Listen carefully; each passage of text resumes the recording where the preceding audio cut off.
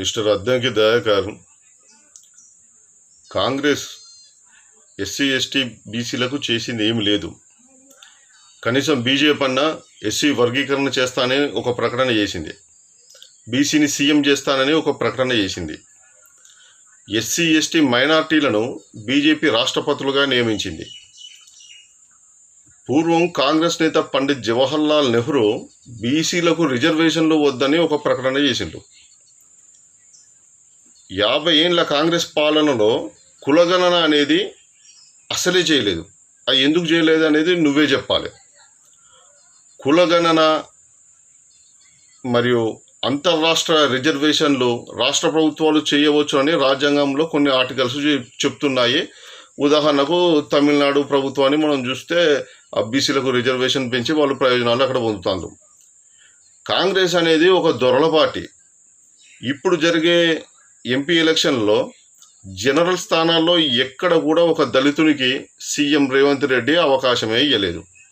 నువ్వేమో సీఎం రేవంత్ రెడ్డిని ప్రసన్నం చేసుకోవడానికి పండిత్ రాహుల్ గాంధీని ప్రసన్నం చేసుకోవడానికి హిందూ మతం మీద నోటుకొచ్చినట్టు ప్రేలాపన చేస్తున్నావు. నీ దళిత ప్రయోజనాలను కాంగ్రెస్కు తాకట్టు పెడుతున్నావు. కనీసం రేవంత్ రెడ్డితోనైనా ఎస్సీ వర్గీకరణకు అనుకూలంగా ఒక ప్రకటన చేయించి చూద్దాం. ఆయన అసలే ఒప్పుకోడు. అన్నిటికన్నా ద్రోహం ఏంటంటే ఎస్సీలలో దఫాలీలు, మోచీలను, నాట్లను, ఫకీర్లను, బిస్టీలను ఇలాంటి ముస్లింలకు సంబంధించిన ఒక 17 కులాలను కలిపి ఎస్సీ రిజర్వేషన్లను గండికొట్టి ఆ ప్రయోజనాలను ముస్లింలకు తరలించింది కాంగ్రెస్ ప్రభుత్వమే.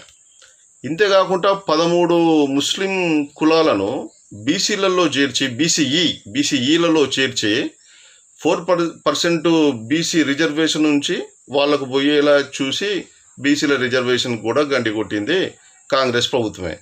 కాంగ్రెస్ ఎస్సీ ఎస్టీ బీసీలకు ఏం చేయలేదు.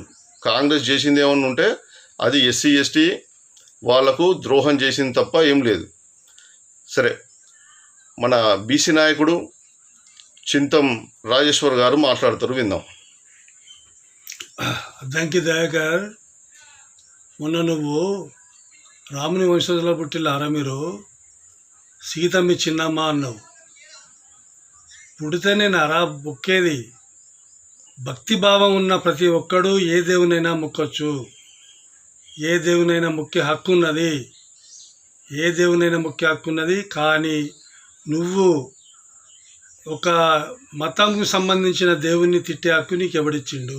ఏ రాజ్యాంగం కల్పించింది నీకు అని నేను అడుగుతాను. ఇంకొకటి ఏంటంటే, నువ్వు ఈ యొక్క అయోధ్యలో రామ జన్మభూమి సక్సెస్ అయిన గంటలు నీలాంటి వాళ్ళు కొంతమంది బాగా రెచ్చిపోతారు. కానీ అది కరెక్ట్ కాదని నేను అంటానా. పద్ధతి మార్చుకో దయాకర్, లేకుంటే బాగుండదు. ఖబర్దార్.